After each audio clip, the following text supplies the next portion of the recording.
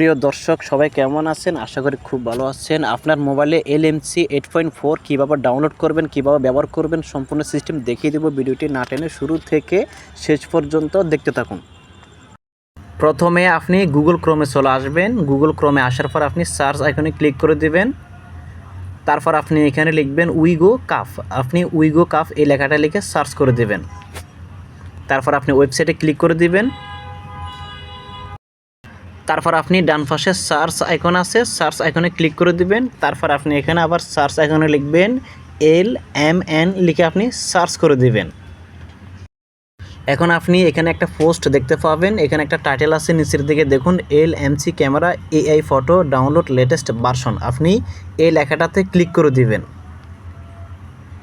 লেখাটাতে click করে দেওয়ার পর আপনি একটু নিচের দিকে চলে আসবেন, একেবারে নিচের দিকে চলে আসবেন। নিচের দিকে আসার পর আপনি এখানে দেখতে পাবেন LMC camera and XML file. আপনি এই লেখাটাতে ক্লিক করে দিবেন।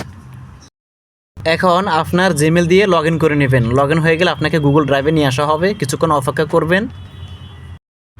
ক্লিক করে দেওয়ার পর আপনি এখানে XML ফাইল এবং নিউ ক্যামেরা এপিকে দেখতে পাবেন। আপনি এখান থেকে প্রথমে XML ফাইলে ক্লিক করে দিবেন, কিছুক্ষণ অপেক্ষা করবেন।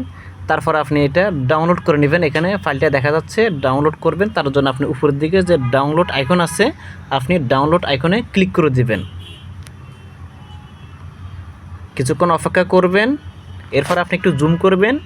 জুম করার পর আপনি দেখতে পাবেন এখানে ডাউনলোড এনি ওয়ে, আপনি এটাতে ক্লিক করে দিবেন, কিছুক্ষণ অপেক্ষা করতে হবে। এরপর আপনি আবারও ডাউনলোড অপশানটাতে ক্লিক করে দিবেন, তাহলে এটা ডাউনলোড হওয়া শুরু হবে। ডাউনলোড হয়ে গেলে এরপর আপনি ব্যাকে চলে আসবেন।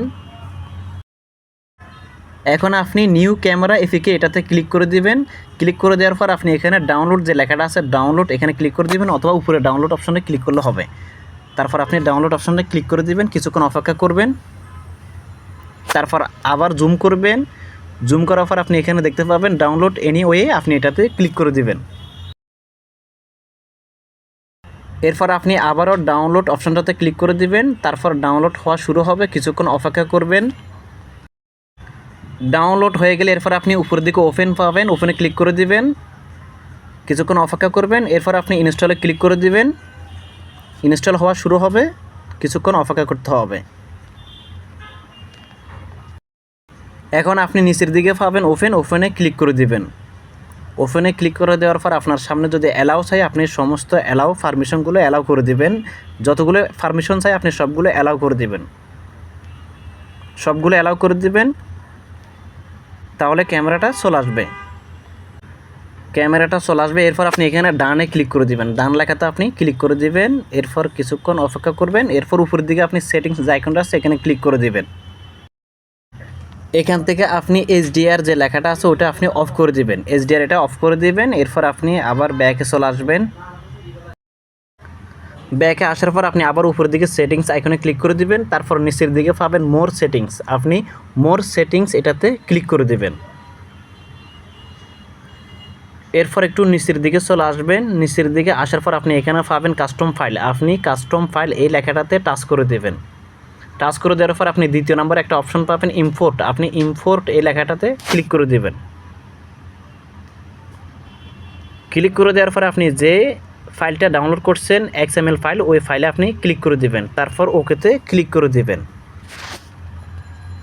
তারপর আপনি ব্যাকে চলে আসবেন।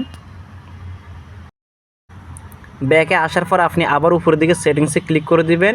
সেটিংসে ক্লিক করার পর আপনি নিচের দিকে একটা অপশন পাবেন দেখুন লোড কনফিক্স, আপনি এটাতে ক্লিক করে দিবেন। লোড কনফিক্স একটা লেখা আছে, এটাতে ক্লিক করে দিবেন। এরপর আপনি এখানে ফাইলে ক্লিক করে দিবেন, টিক চিহ্ন দিয়ে দিবেন। তারপর আপনি আবারও নিচের দিকে লোডে ক্লিক করে দিবেন, তাহলে এটা লোড হবে, কিছুক্ষণ অপেক্ষা করবেন।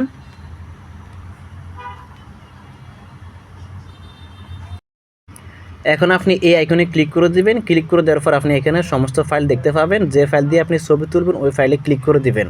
ক্লিক করে দেওয়ার পর এরপর আপনি ব্যাকে চলে আসবেন। এখন আপনি ক্যামেরা আইকনে ক্লিক করে তারপর আপনি ছবি তুলতে পারবেন, তাহলে আপনার ছবিগুলো HD কোয়ালিটি চলে আসবে।